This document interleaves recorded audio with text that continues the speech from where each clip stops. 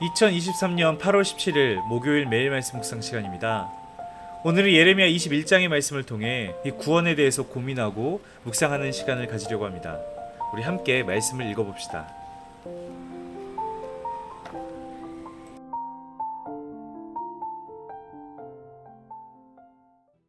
제21장.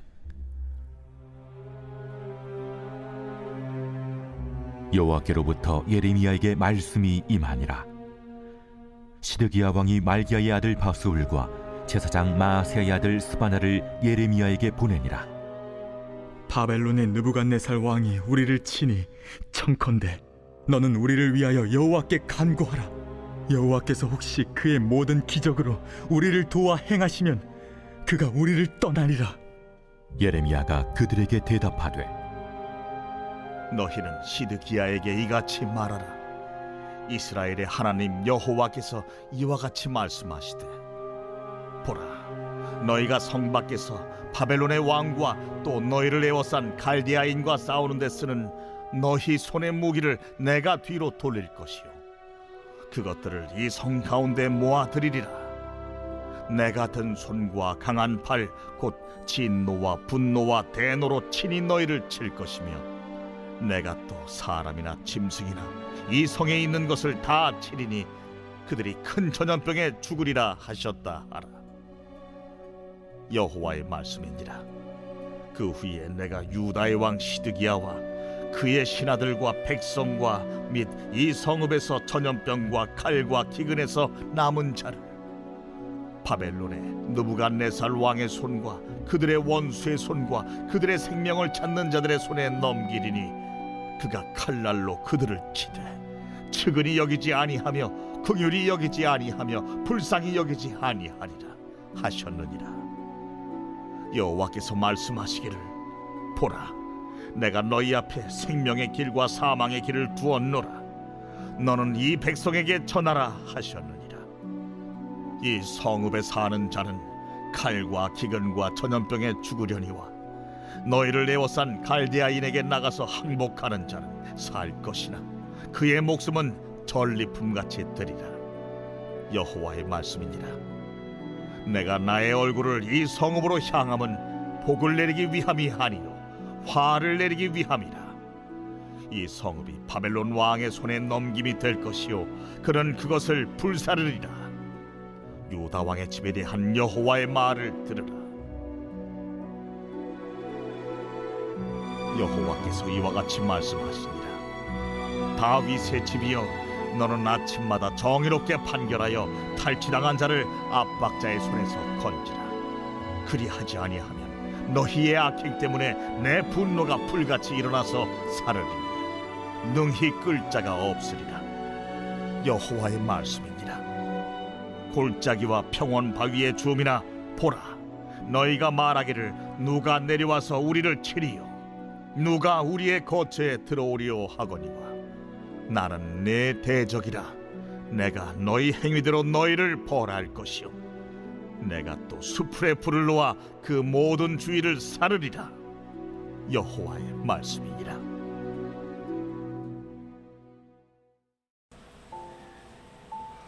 오늘 우리가 읽은 본문에서 예레미야는 이 자신의 저주 이후에 이 21장에서 시드기야라는 인물을 언급하며 이 새로운 시대에 예레미야에게 말씀을 임했음을 보여줍니다. 이 시드기야는 주전 597년부터 대략 10여 년간 유다의 왕으로 통치했던 인물입니다. 이 시드기야는 예언가를 찾음으로 하나님의 말씀을 찾는 것처럼 보이지만 정작 여호와의 말씀에 순종하지는 않습니다. 예레미야 21장 1절은 이 여호와께로부터 예레미야에게 말씀이 임하니라 라는 말씀으로 시작되는데, 이러한 정형구는 종종 사용이 되죠. 이 7장이나 11장에서도 여러분들이 익숙하게 보셨을 겁니다. 이 시드기야는 사람을 예레미야에게 보내어 이 바벨론의 침입과 관련하여 여호와께 간구할 것을 이야기를 합니다. 그러나 정작 예레미야는 신탁을 받아 오히려 여호와가 시드기야와 예루살렘을 심판할 것이라고 선언하죠.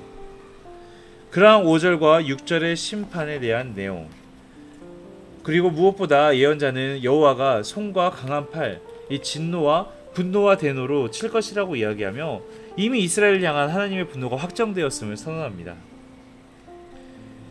놀랍게도 그가 선지자를 괴롭게 하였던 하나님의 말씀을 정말 멸시했던 그 왕이 이제는 선지자의 예언대로 바벨론 군대가 쳐들어오자 그때서야 하나님께 기도해달라고 예레미야에게 요청을 합니다. 그러나 여러분 기억하시죠? 그동안 예레미야가 예루살렘의 멸망을 선포할 때마다 왕들이 어떻게 행했습니까? 그를 잡아 가두지 않았습니까? 그러나 이제 말씀이 실현되자 두려운 나머지 중재를 요청하는 것입니다. 그런 중에도 하나님께서 그 기도에 응답하시리라는 확신은 없습니다. 마치 그가 그저 보험을 들듯이 요청한 것뿐이죠. 이 시온은 결코 버려지지 않을 거라는 그런 믿음만을 끝까지 붙잡은 채 이 사네립의 부대를 철수시킨 이 기적적인 여호와의 역사가, 이 열왕기하 19장에 나왔던 그 정말 기적 같은 역사가 재현되기만을 기대했을지도 모릅니다. 하나님께로 돌아올 생각은 하지 않고 하나님께서만 돌아오라고 요청하는 것이죠.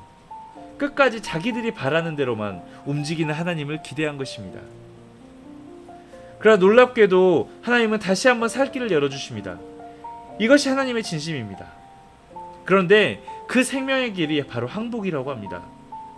국가적으로는 배신을 택하라고 하는 것입니다.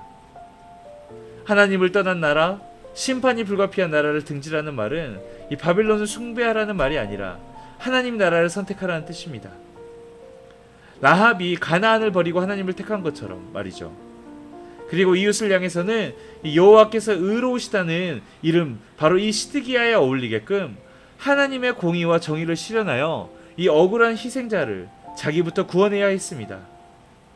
실천하는 신앙이 하나님의 진실하고 살아있는 관계의 증거이기 때문이죠. 이렇게 하여 거짓 메시지와 거짓 신학에 빠져 거짓 안정과 확신에 갇히지 말고 이 심판들을 수용할 수 있어야 했죠. 죄를 인정해야 하는데, 그래야 회복되고 부활할 것인데, 그러나 끝내 이 유다 왕가에 대한 이 예언자의 선포를 듣고 나서 시드기야는 그에 따르지 않습니다. 하나님은 끊임없이 다윗 왕가에 대해서 정의롭게 판결할 것을 요구합니다. 여기에는 유다 왕가의 이 의무가 담겨 있습니다. 그들은 정의를 실천하고 지켜야 하는 자들입니다. 이것은 반대로 그 유다의 정의가 실천되지 못하고 있음을 반증하는 증표이기도 하죠. 이 사회 정의에 대한 예레미야의 관심은 정의의 예언자로 불리는 아모스의 선포를 연상시킵니다. 예레미야는 정의를 실천하는 하나의 방법으로 이 탈취당한 자들을 건지라고 명령하죠. 이 탈취당하다, 이 가잘이라는 뜻인 이 헤브리어인데요. 이런 탈취당한 자를 나찰, 건지는 행위는 유다 왕의 책무입니다. 만약 그가 그 책무를 다하지 않을 때 하나님의 분노, 이 해마가 불같이 일어날 것이라고 오늘의 본문은 이야기를 합니다.